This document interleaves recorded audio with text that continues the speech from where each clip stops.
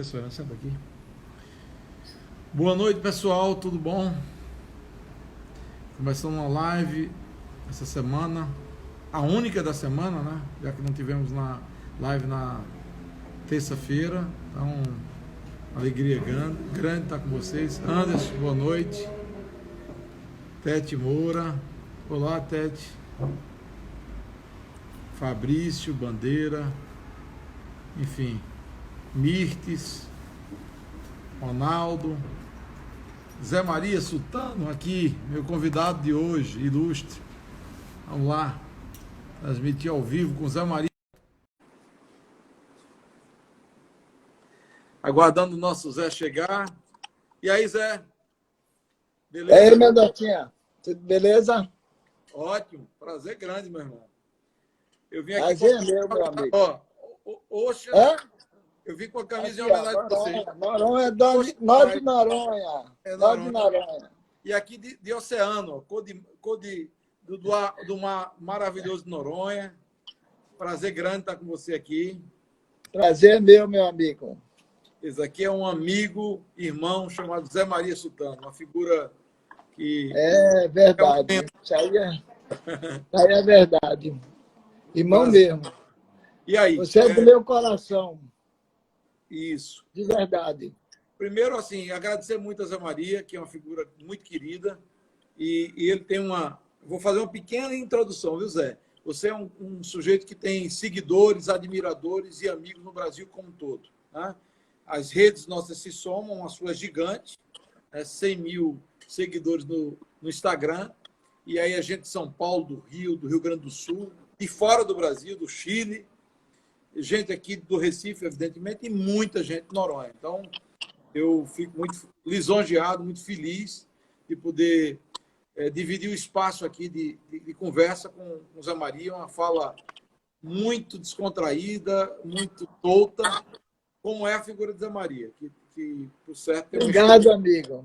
O prazer e o privilégio é meu estar aqui, além de estar com meu amigo, estar com... Para mim, na minha opinião, da maioria dos brasileiros, o melhor ministro da educação que nós já tivemos. Isso Obrigado. É um privilégio para mim, que eu acho que a educação é uma coisa fundamental, não só para o Brasil, para o mundo, né? E você foi um grande exemplo de um bom brasileiro, de um bom ministro, e que é uma pessoa que realmente pensa no Brasil. É verdade, Zé. Prazer, é um privilégio estar aqui com você. E a gente, nosso papo, ele, graças a Deus, a gente conversou sobre isso, que não vai ser um papo político, né? A gente vai ser um papo bem descontraído mesmo, vamos falar mais de turismo, né? Da ilha, coisas mais ligadas ao turismo e à ilha, e também ao Brasil e ao mundo, relacionado ao turismo. Eu estou aberto para... Eu tenho, inclusive, alguns números que eu andei pesquisando. Eu faço parte de algumas associações da Abrazel, de Associação Brasileira de Bares e Restaurantes, entendeu? E também de alguns roteiros de charme, de pousadas, de boa lembrança, de várias associações ligadas ao turismo e à gastronomia. Então, eu estou aqui querendo exatamente explorar essas áreas onde a gente está tendo muita dificuldade e muita preocupação dos empresários relacionados a esses setores. É bom, Zé, porque, na verdade, no meio dessa pandemia, que, quer dizer, todos foram afetados, a gente tem uma preocupação natural com a preservação das pessoas, da saúde das pessoas, das vidas, mas a economia foi muito impactada. Né? E dentro da economia, se você for segmentar o setor de bares, restaurantes, hotelaria, aí, incluindo pousadas, e toda a engrenagem que funciona aí, eu estava acompanhando um pouco os números também de agentes de viagem, guias turísticos. Quer dizer, você tem realmente milhões de brasileiros que estão aí sem renda. Companhias aéreas. Companhia aérea. Quer dizer, é uma coisa impressionante. Como é que a Abrazel, como é que o segmento de bares e restaurantes está reagindo? Eu sei que houve algumas medidas aí que de certo modo, medida provisória que beneficiou o segmento, deu para financiar um pouco a folha de pagamento, tudo que é restaurante fechado. Como é que está o clima hoje no âmbito de restaurantes e bares do Brasil? Porque você fala com todo mundo no Brasil, não é só Noronha, não é só Recife, o Brasil todo. Tem diferença? Exatamente, eu tenho acompanhado isso bem de perto. Olha, existe um estudo que fala que o setor da alimentação ele não chegou a faturar mais do que 30% do que faturava antes, mesmo com esses delivery, drive-thru, uma série de medidas que foram tomadas. Ou seja, existe uma parte desse setor que está na economia informal, né? Mas a gente tem cerca de aproximadamente 6 milhões de funcionários do setor de alimentação e representa mais ou menos uns... eu anotei um número aqui, representa mais ou menos... são quase 7 milhões de empregos, parte deles está na economia informal, mas ele representa 3% do PIB, para você ter ideia. Ou seja, gigante. 56 bilhões de dólares o setor de alimentação. É uma coisa realmente grandiosa, né? E isso aí é o setor da alimentação. O setor de turismo já representa cerca de 8% do PIB, 150 bilhões de dólares, e tem 7 milhões de empregos, para você ter ideia. É uma coisa muito grande.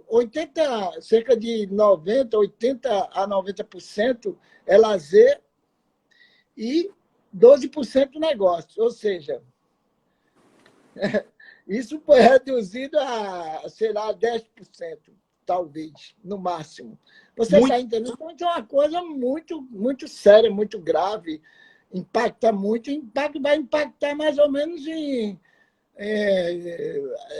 mais de 170 bilhões a economia, o impacto que isso está causando, esses dois setores. Fora a companhia aérea, que isso aí também tem um impacto muito grande. É uma coisa, para você ter ideia,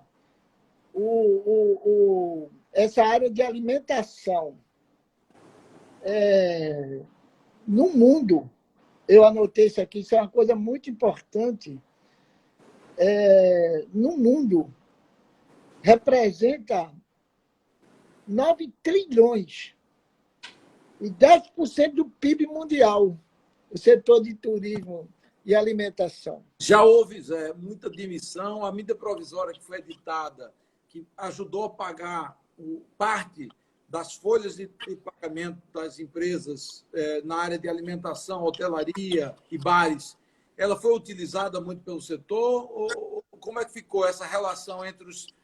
Você falou aí de milhões de empregados e dependentes do segmento de bares. Tem cerca de 1 milhão de desempregados. Agora, só do setor de alimentação.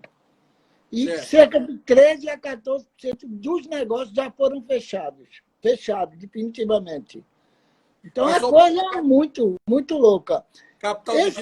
Essas ajudas que o governo federal, principalmente, está dando, ela está segurando, principalmente a economia informal, onde tem mais de 45, 50 milhões de pessoas na economia informal, que está segurando essa ajuda que está sendo dada, entendeu? Esse voucher corona está segurando a onda, porque se isso não existisse, iria ter um problema muito grave no Brasil, muito grave.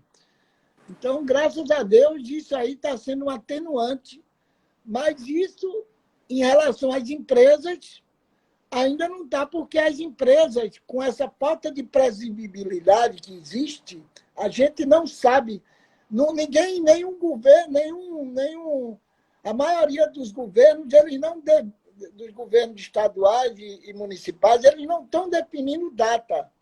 Então, essa falta de previsibilidade está fazendo com que os empresários fiquem desesperados, sem sem saber como tem planejamento. agir. Você está entendendo? Pagamento, se demite o funcionário, se não demite, se segura mais, se não segura, se vai liberar daqui a uma semana, um mês, um ano. Isso já ia ser liberado daqui a quase 40 dias atrás e agora, pelo que eu estou vendo, estão empurrando e vai. Se continuar assim, vai até o final do ano. Então, não tem empresa que vai conseguir se segurar. Não tem empresa. As minhas mesmo, eu acho que pelo menos 80% vão ter que fechar.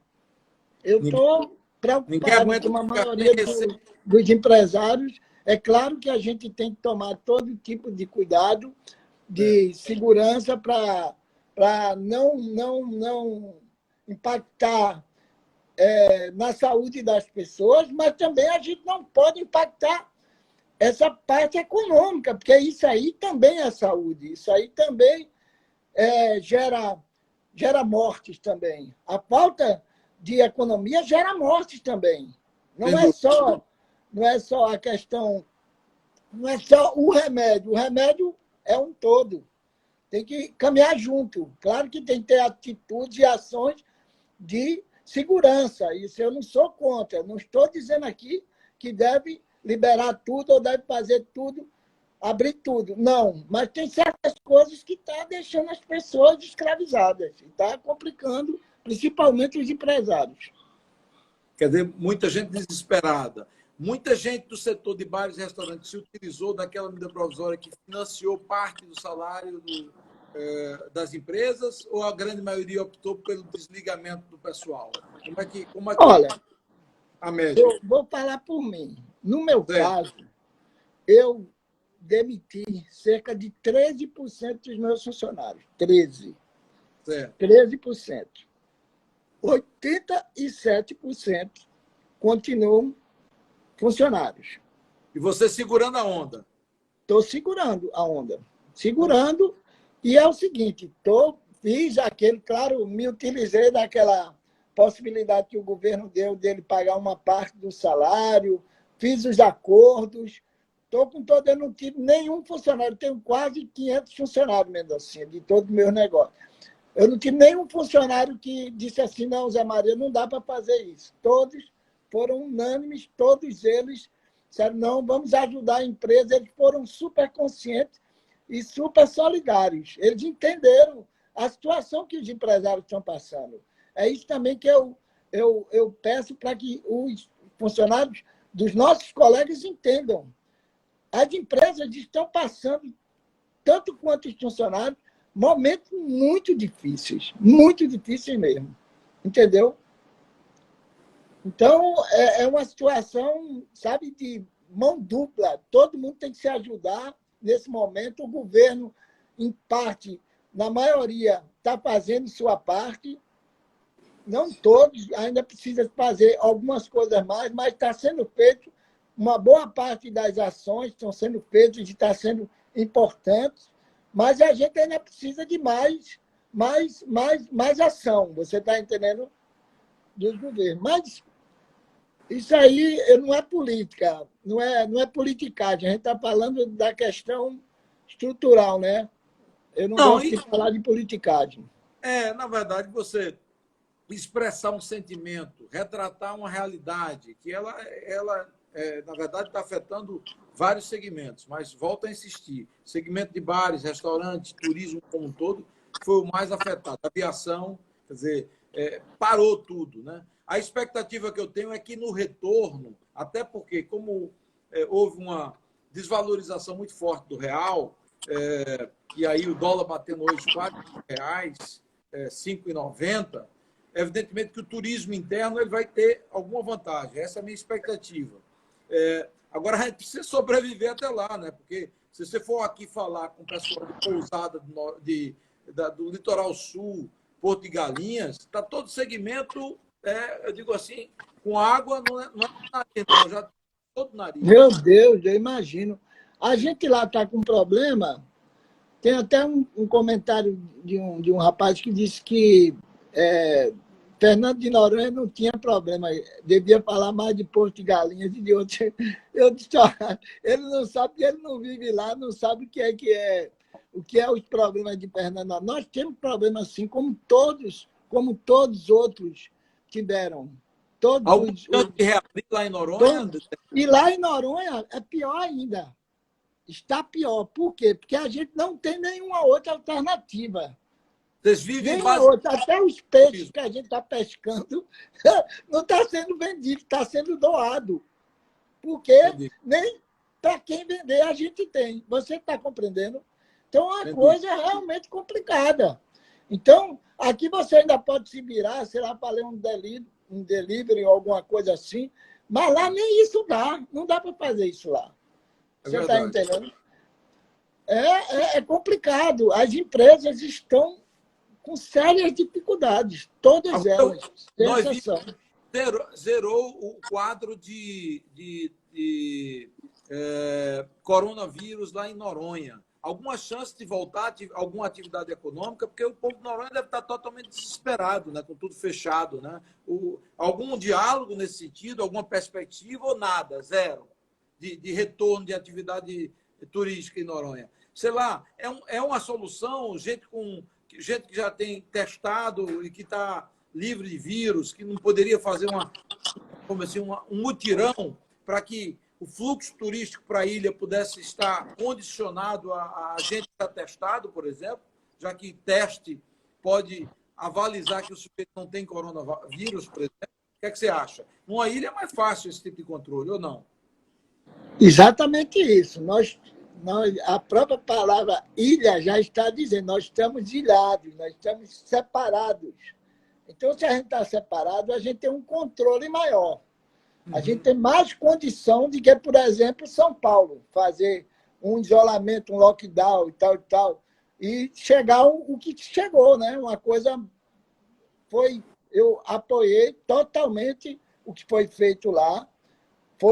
Eu faria algumas coisas diferentes com relação à comunidade, mas algumas ações um pouco diferentes. Mas, no geral, eu acho que foi muito bom, porque deu certo. E o que dá certo a gente tem que elogiar. Eu estou elogiando. Eu acho que foi bom.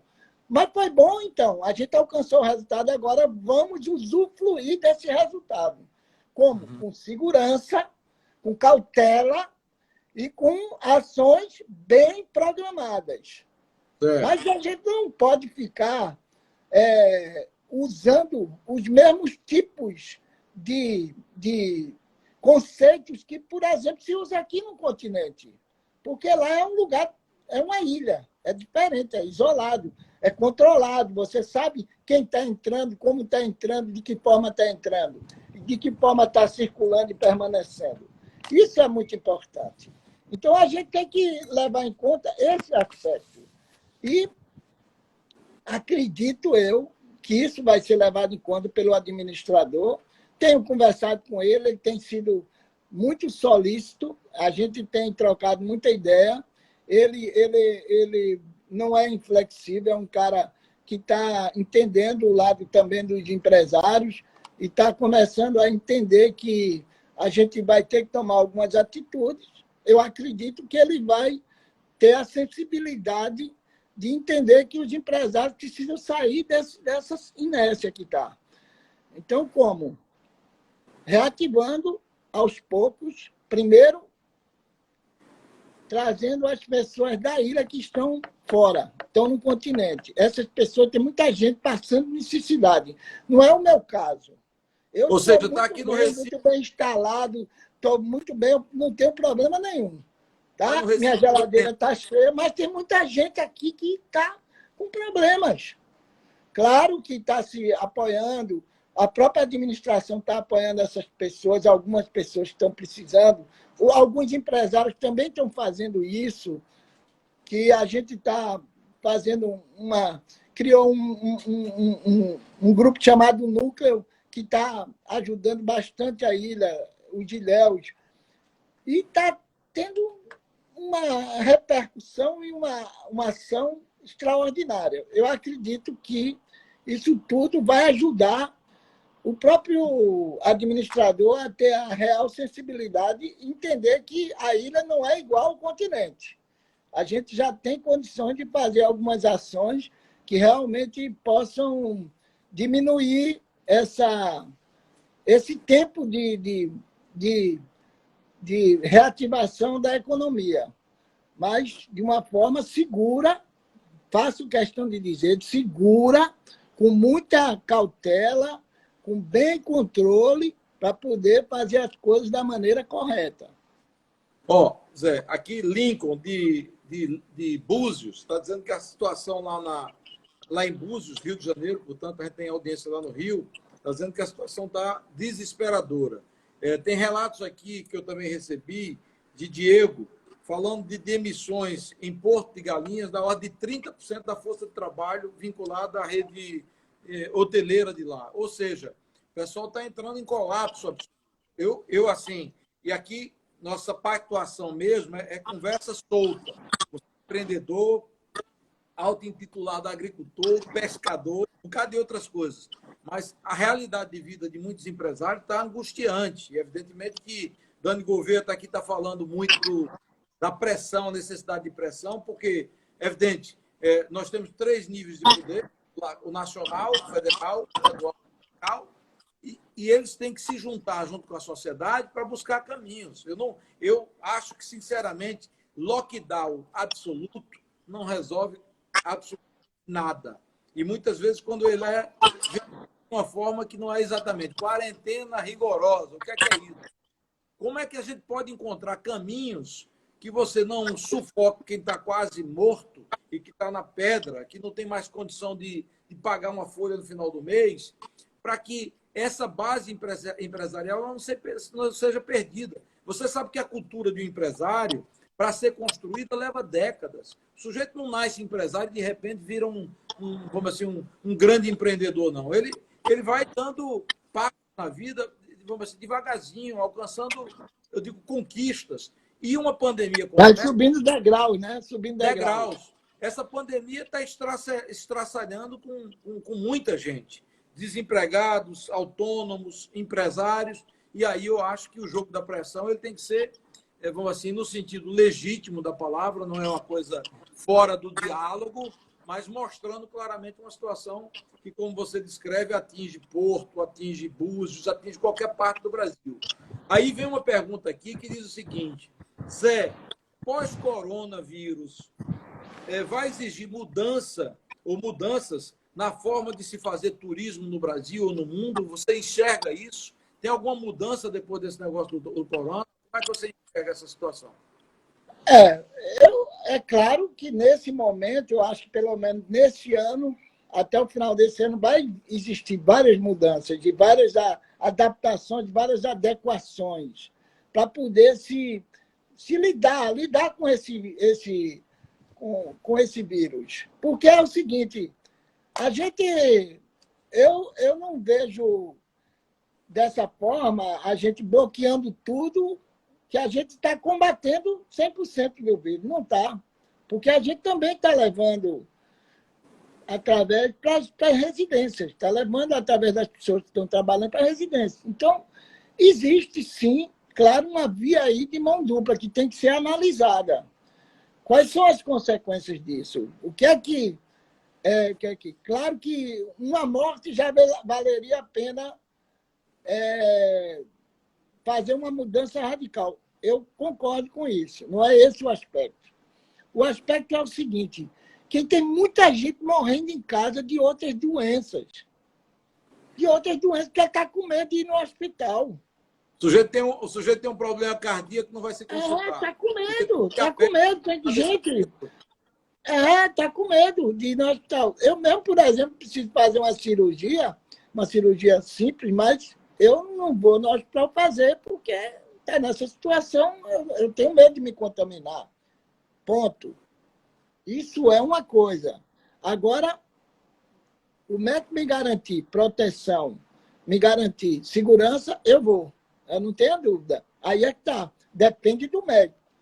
Eu concordo que a gente deva seguir todo esse protocolo de segurança. Não é isso que eu não estou dizendo o contrário. Mas eu acho que a gente também tem que olhar o outro lado da questão, não só um lado. E, olha, para você ter ideia, a gente está com um problema tão sério. Por exemplo, eu vou dar um número que eu te falei, das companhias aéreas. Elas têm aproximadamente 40 mil empregos, cerca de 90% desses empregados estão parados, para você ter ideia, 90%. Ela fatura 80 bilhões de dólares, deve estar faturando uns 10. Então, veja bem, imagina a situação dessas empresas. O que é que tudo isso está gerando? Dizem que cada 1% do PIB, né?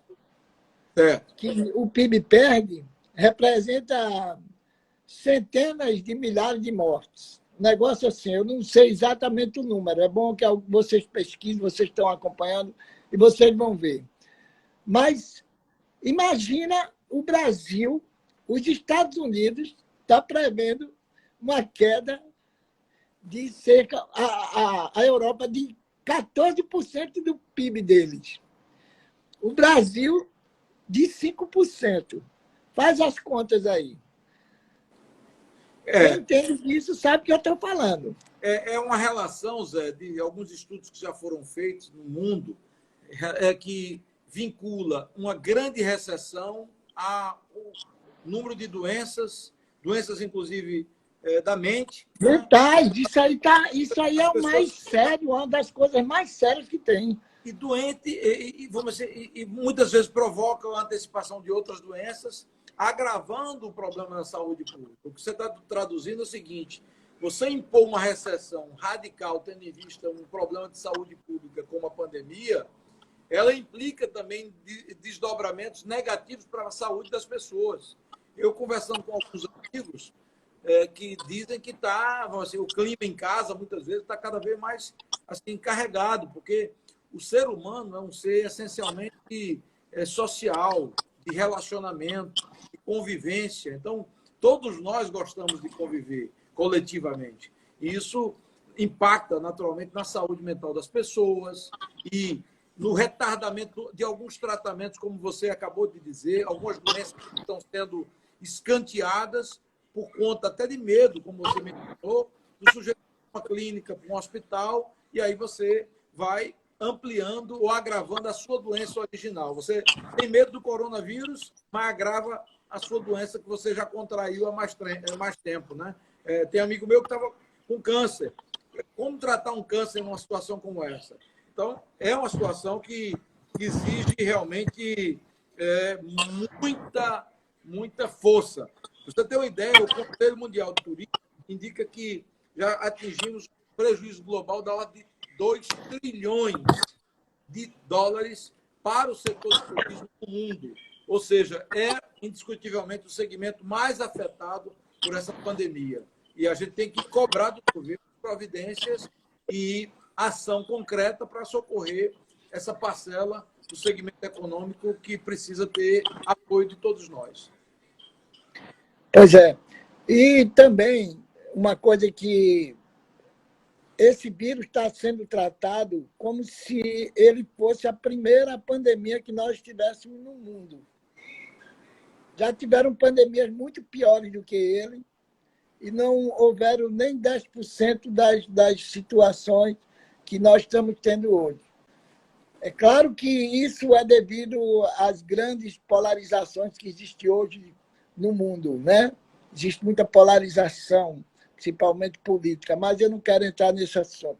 Mas o que existe também, na minha opinião, é uma falta de atitude central. As pessoas deveriam se juntar mais, serem mais unidas e trabalharem verdadeiramente em relação ao combate da doença em si. E isso, na minha visão, não está acontecendo. Eu não estou dizendo exatamente quem é que está fazendo isso. Eu estou dizendo que isso é generalizado. Existem vários todas as partes têm que ceder e têm que se entender. Todas as partes têm que começar a trabalhar junto para salvar as vidas e também salvar a economia, que é vida. Economia é vida também. É verdade. Entendeu? Então, é isso que está faltando, na minha opinião. Você tem que trabalhar todos os lados da questão, não só um lado. Um lado só, você vai incorrer no erro das outras crises, das outras pandemias que houveram. Se preocuparam só com o lado econômico e esqueceram o lado da segurança da saúde. E morreu muito mais gente. E se desgastou muito mais. Agora está sendo o contrário. Então eu acho que tem algum erro no peso da mão aí. Você está entendendo? Eu acho que tem que equilibrar mais essas ações. O mundo está tão, e o Brasil está tão, como você disse, radicalizado, que você vê o seguinte, até no que diz respeito ao tratamento e a estrutura de assistência de saúde gera polêmica. É como se, porventura, você tivesse remédio de direita e remédio de esquerda. É como se você tivesse um tratamento que fosse ideologicamente vinculado a uma corrente política. É evidente que todos nós, seres humanos, cidadãos, a gente quer que a gente cuide das pessoas em primeiro lugar. O cuidado com a vida, com as pessoas, é o primeiro cuidado. É evidente que se não houver pessoas com saúde, a gente não tem economia. Agora, paralelamente a isso, eu creio, sinceramente, que você também tem que dedicar atenção para a atividade econômica. E elas não são excludentes. Não dá para você fazer um fla-flu, um esporte Santa Cruz, entre economia e medicina, entre saúde, cuidar da pessoa e cuidar da economia. Eu acho que você tem que juntar esses dois mundos, aglutinar para que você tenha o cuidado com relação à saúde, que vem no primeiro plano, a atenção com as pessoas e, ao mesmo tempo, também o cuidado com a economia. Mitigar algumas coisas, algumas medidas radicais, algumas medidas que, do meu modo de ver, desculpa a expressão, já até publicamente me posicionei, e assim, domínio da minha interpretação. Não é correto você imaginar que você vai com rodízio de carro diminuir o fluxo de pessoas nas ruas, porque as pessoas vão deixar de andar de carro e vão andar de ônibus, de metrô. Tem um carro dentro de casa, vai fazer o quê? Ele vai ter que andar num transporte quando ele é, vamos assim, uma pessoa que precisa de alguma atividade essencial. Ele vai de quê? Vai a pé? Não vai. Quer dizer, uma enfermeira, um médico ou um profissional da área de saúde, um jornalista, alguém que atue num supermercado, uma caixa, que muitas vezes usa mototáxi ou um transporte outro como Uber, está todo mundo proibido. Então, o que eu estou clamando aqui é para o bom senso, para o equilíbrio. Há quem diga, não tem pouco movimento, pouca pressão do setor empresarial. Eu confesso a você que muitas organizações elas ficam meio receosas de ficar com o governo. A gente tem uma tradição muito grande aqui em Pernambuco e no Brasil de dizer não dá para brigar com o governo. O governo é coisa muito poderosa. Eu não estou aqui querendo tocar fogo, não, mas eu acho que se não há, de um lado, a expressão de outro sentimento, de outra realidade, porque quem é servidor público, e aí meu respeito aos servidores públicos, tem alguma tranquilidade, o salário está pago, espero que continue assim, honrado. Agora, quem vive do trabalho num restaurante, num bar, quem vive de uma pequena empresa, eu vejo muita gente desesperada, muita gente enlouquecida, e esse povo precisa de socorro. Olha, inclusive eu quero aproveitar e agradecer muito a participação de todos que estão aí nos assistindo e estão dando opiniões, porque fica difícil a gente responder às pessoas e dialogar e dar nossas opiniões e responder as pessoas. Mas, de uma maneira geral, dá para a gente ver aqui algumas colocações, algumas perguntas. Olha, eu sempre fui a favor do diálogo. Eu acho que o diálogo é importantíssimo. Claro que se não existir mais possibilidade de diálogo, você tem que ir para a razão. Entendeu? Aí você vai para a razão. vai até para a briga, se for o caso. Mas não, essa é a última instância, é a briga. Primeiro é o diálogo, depois a razão, a lei, né? A lei, e depois a briga, se for necessário. Mas isso tem que ser usado em última hipótese. Eu acho, voltando agora um pouco mais para o turismo, agora, que senão daqui a pouco a gente vai começando a falar de política e termina enveredando pelo caminho. Voltando a falar do turismo, eu acho que é o seguinte, o Nordeste, principalmente, depende muito do turismo, depende mais do que o Brasil em geral. O Nordeste depende muito do turismo, entendeu? Principalmente nesse momento que está uma situação.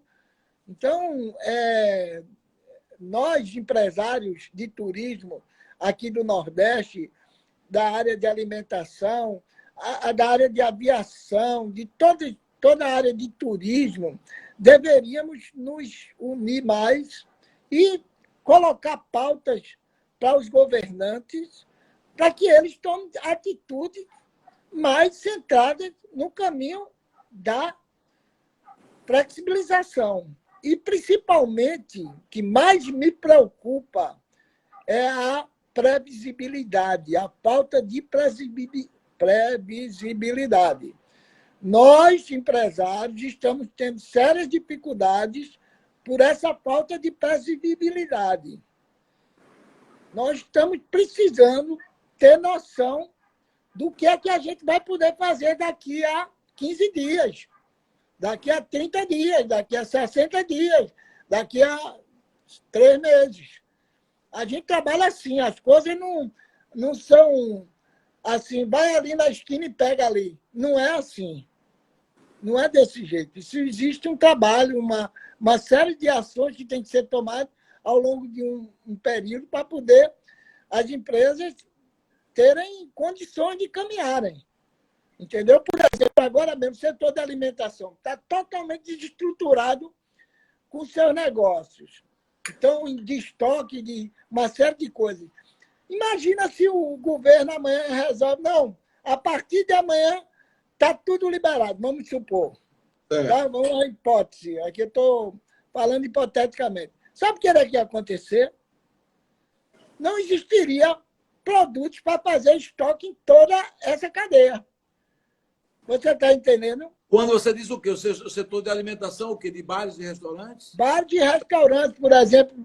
Esses setores eles estão totalmente sem estoque. Eles pegaram seus estoques ou venderam ou devolveram para os fornecedores ou doaram. Fizeram uma série de ações. Então, eles se desestocaram totalmente. Entendi. Então, o que é que acontece? Vamos supor que o governo chegue amanhã e diga, está liberado, lascou. Vai passar falta capital 20, 30 dias em todos os aspectos, não é só no aspecto financeiro. Eu estou falando no aspecto logístico e também de quantitativo de produtos disponíveis para abastecer, para estocar todas essas operações. Entendi. Isso é uma coisa muito séria, muito grave. Por isso que a gente precisa de previsibilidade. Então, a gente precisa disso, porque a gente também tem que se... Os fabricantes, eles não sabem. Você pensa que os fabricantes estão agora... As empresas de veículos estão fabricando cerca de 6,5% dos veículos que eles fabricavam antes. O que é que vai acontecer? Não vai ter veículo. Eu estou falando de veículo, mas eu estou falando também de Danoninho, de Talzinho,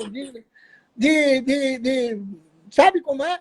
O cara que planta macaxeira não está plantando macaxeira. Macaxeira vai dar daqui a 6 meses só. Ele não está plantando 6, 9 meses de macaxeira. Ele porque está com medo de plantar, porque ele não sabe se vai ter para vender ou ele vai ter que jogar fora. Então, isso tudo são coisas...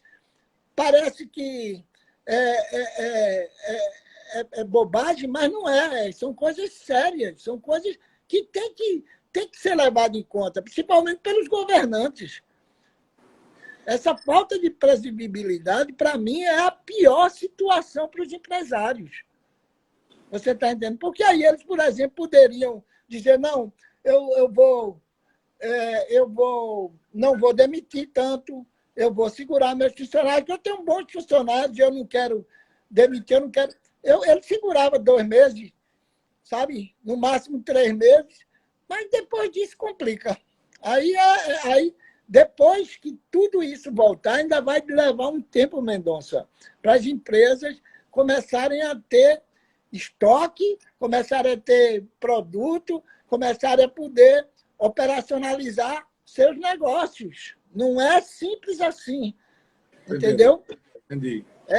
Aí tem a parte de transformação, as empresas precisam manipular seus produtos, manufaturar, uma série de coisas que ainda não estão sendo levadas em conta com essa falta de previsão, né? Isso. Essa imprevisibilidade. Isso. Então, essa é a minha maior preocupação hoje. Quer dizer, se porventura você tivesse um horizonte que você pudesse planejar uma retomada, mas veja o seguinte, quando a gente imaginava que a coisa ia melhorar, piorou, do ponto de vista de fechamento. Eu estou aqui, não estou adjetivando, estou constatando uma realidade. Quer dizer, a gente tinha uma quarentena e a quarentena virou um lockdown, pelo menos aqui em Pernambuco, Recife, 4 cidades da região metropolitana. O primeiro espaço físico de Pernambuco que consagrou o lockdown foi Noronha. Né? Noronha viveu um lockdown radical. Né? O sujeito não podia nem sair de casa. Até para sair de casa tinha que pedir autorização ao administrador. E aí, para mim, é uma coisa meio fora de propósito. Mas deixa para lá. É opinião minha, viu, Zé? Não é sua, não. Tá bom.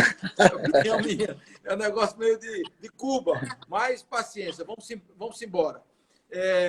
Paralelamente a isso, a gente tem um quadro de debilidade nas empresas, boa parte quebrando, falindo, falta de capital, de giro, dificuldade de logística para atender produtos básicos, essenciais, como você bem mencionou. Quer dizer, uma empresa não volta a rodar simplesmente porque o cara quer. Ela precisa de fornecimento de equipamento, de material, contratação de pessoas.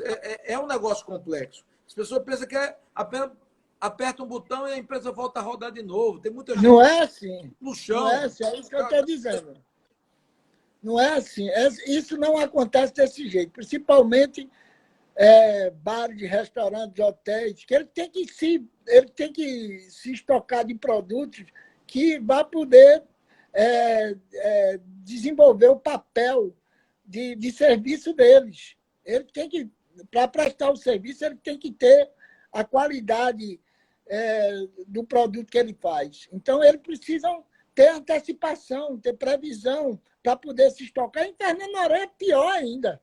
Aí você, para levar as coisas lá, para ter as coisas lá, para ter estoque, você não pode ter coisas com vencimento, porque aí você não sabe, você vai levar o iogurte que tem 30 dias para vencer, você não vai saber se ele vai poder ser usado. Entende o que eu quero dizer? Então, tanta coisa, são tantas minúcias que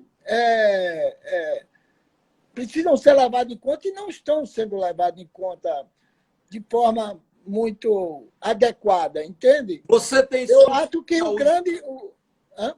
Você tem estrutura de saúde? Qual é a estrutura de saúde em Noronha? Tem UTI em Noronha?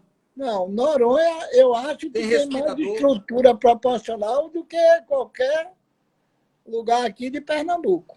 Nós temos lá 8 respiradores, não teve nenhuma internação, então tá bom.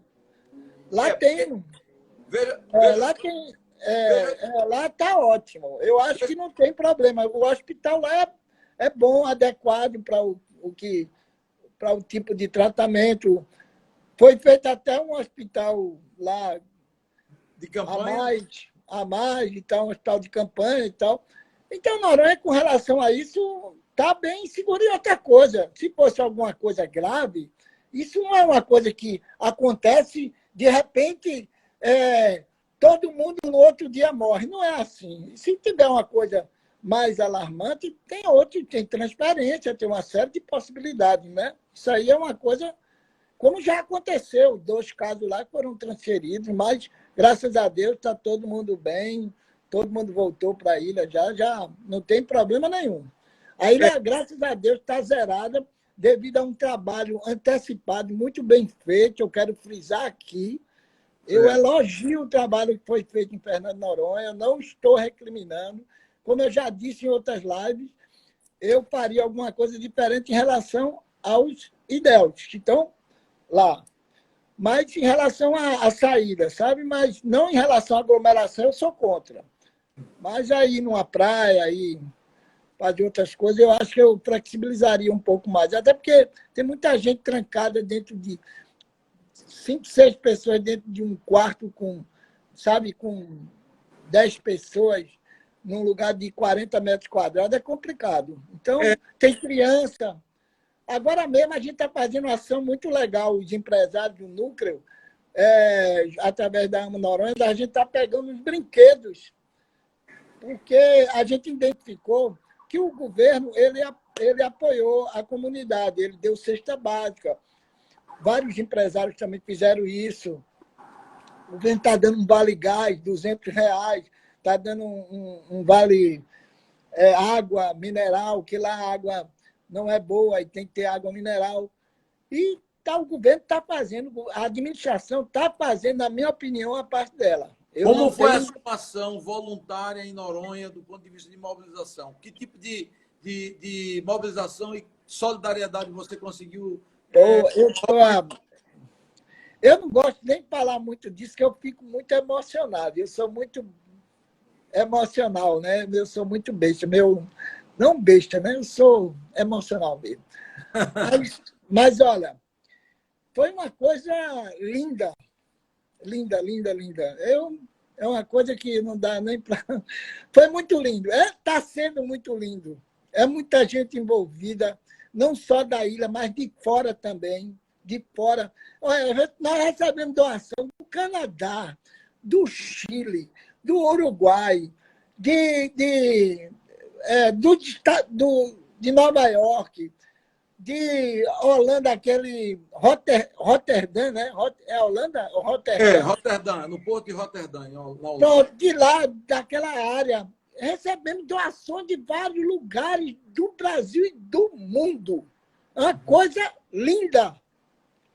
Vários empresários com a ação social, junto com a ação social e a vigilância sanitária, nas pessoas de Cândida e Fernando, estamos juntando com vários empresários, profissionais liberais e pessoas autônomas lá que estão se envolvendo, fazendo um verdadeiro... Então, Noronha, posso lhe garantir uma coisa, necessidade nenhuma pessoa passou.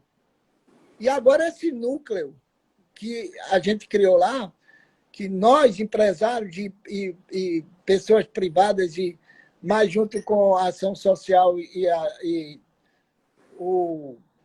a vigilância sanitária, nós já atendemos a mais de 50, 60 toneladas de produtos. Então, isso é uma coisa linda, maravilhosa. Temos artistas, amigos nossos, que já fizeram, que no caso de Tiago Martins, que fizeram uma live e arrecadaram, mandaram agora, não sei, 1 tonelada de ovo. Tem a Eco Noronha que mandou agora 1 tonelada de frango. A live de Tiago comprou 2 bois lá para movimentar o comércio da ilha. Comprou os bois lá mesmo, e lá mesmo vai ser distribuídas as carnes. Essas coisas são ações que estão sendo feitas e, graças a Deus, as pessoas de lá não estão passando privações, né? A não ser essa questão de ficar confinado. Isso aí continua de uma forma menos contundente agora, mas... Fernando Cruz aqui até pergunta sobre fechamento de praia. Lá está tudo fechado, praia em Noronha? Está fechado ainda. Está fechado, mas existe uma possibilidade de algum tipo de flexibilização. Eu acredito que ele vai... acho que ele vai fazer isso. entendeu? Que não tem sentido. Principalmente se a gente não estiver liberando o turismo, tem que liberar as praias agora para os ilhéus, que os ilhéus estão lá dentro das suas casas, trancado, velho. E não pode. Lá é uma ilha isolada, a gente não tem gente contaminando gente. É verdade. E a sensação... Outra coisa que deve ser feita é como é que diz? Parece que estão querendo fazer uma amostragem, mas eu acredito que espero que eles vão terminar testando a ilha toda. Eu já vou para lá testado. Eu vou para lá testado já. Estou testando toda a minha família aqui, os funcionários, todos os meus funcionários. Estou fazendo 3 tipos de testes diferentes para me assegurar e assegurar quem convive comigo. Eu não sei, não. Aqui tem umas coisas assim meio fora do comum. A gente acompanha o mundo todo, eu vejo parques na Europa, você individualmente podendo fazer sua caminhada, correr, desestressar. Aqui em Boa Viagem você não pode usar nada. Até as bicicletas que deslocam pessoas para o trabalho, que é um meio de transporte ecologicamente correto, andando no meio da avenida, em vez de andar na ciclofaixa. O Parque da Jaqueira também fechado. Sinceramente, eu não quero aqui ser professor da área, mas eu acho que tem exagero. A gente precisa também entender, Fernando Cruz aqui acabou de mencionar, que essa realidade também do exercício físico é uma necessidade para cuidar da nossa saúde. Porque o cara é trancado dentro de casa, agora estão proibindo até de você passear com o seu pet, seu cachorrinho aí, não pode sair de casa. Então, além das pessoas, os cachorros estressados. Então, imagine que tipo de situação a gente não está vivendo nesse mundo aí de loucura, né? Cada vez mais tensionado, as pessoas desesperadas e precisando de apoio e de respaldo, né, Zé? Eu acho que, veja bem, nós já passamos, na minha opinião, pelo pior.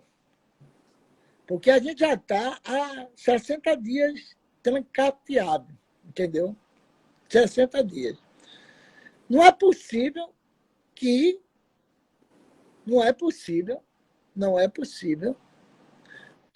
isso não seja flexibilizado nos próximos 15 a 20 dias.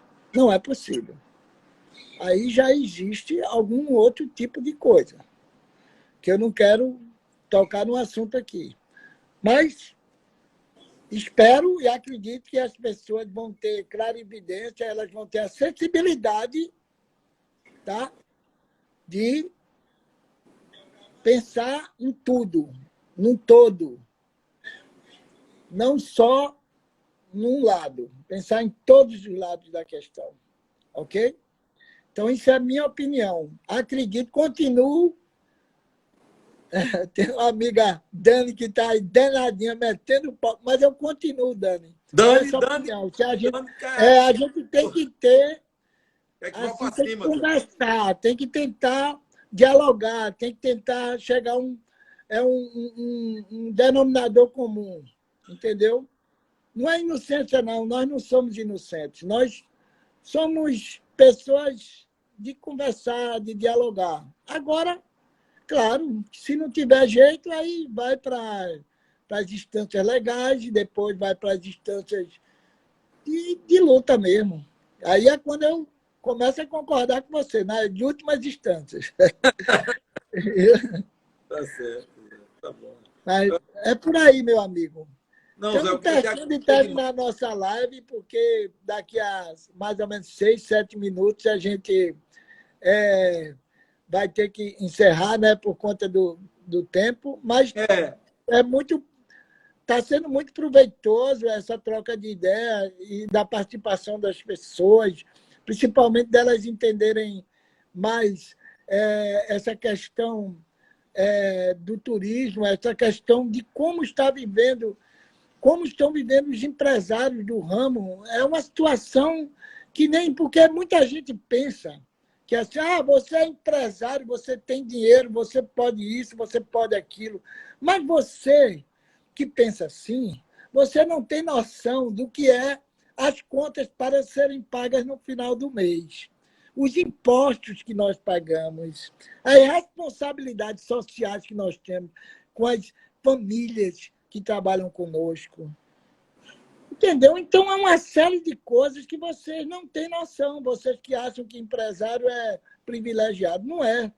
Empresário é um funcionário até mais dependente do que qualquer outro funcionário, porque ele vai dormir devendo e acorda devendo mais ainda. E os governos não dão sossego, né? Tome cobrar imposto. É duro, é vida dura. É verdade. Mas, olha, eu estou muito agradecido a você, né? Eu que agradeço, eu quero aqui agradecer a muita gente que participou, Érica, Fernando Cruz, Dani. Dani está sempre braba. E aí, ó. Edson, Moécio, gente boa. Moécio, Estênio, Maia, Mari, para Estélio e Roberto. Manuela, Tainara. É muita gente, Zé. Ó, Ellen disse que lá no bode, ela mora no bode, é minha amiga. Michele, Socorro Vilaça, gente boa. No bode tá tudo normal. Marcelo Age está nos ajudando muito. Agrícola Famosa, ela está nos dando, hoje mesmo no bode, foi uma distribuição grande lá de abóbora e banana lá no bode, muito legal. Ronaldo, enfim. Bom, gente, Gianluca Pagano, meu amigo, irmão. Cláudio Monfort, meu garçom, meu amigo. Sardinha, muita gente boa. Mas Rose de Miami, ó. São Paulo. Rose lá de Miami. Érica, Anderson Felipe. É muita gente boa. Meu amigo Gianluca aí, ó. Ayrton Flor. O Anderson mandou um abraço para você. Ô, Zé, 2 palavrinhas aí de despedidas, porque eu quero te fazer um aviso final antes de fechar a nossa live. Faça aí a sua... Quero estar no minuto final. Dá a tua palavra aí de esperança. Previsibilidade e união. São essas 2 palavras que eu digo. Bom, você previsibilidade e união. Eu quero que exista previsibilidade.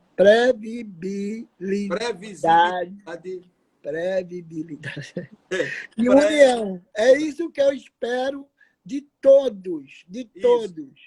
E digo às pessoas de coração que elas não desanimem. Isso é um temporal que vai passar. Isso. Depois vem a bonança, vem a tranquilidade. Zé, obrigado demais para você. Um beijo para Ana Cláudia, minha querida irmã do coração. Tassiana está aqui mandando um beijo para você também. E também estou querendo falar ela. Aí, Zé. Viva Filipe! Eita! Quero avisar aqui aqueles que me acompanham nas lives. Na próxima semana a gente vai ter 2 lives aqui sobre saúde.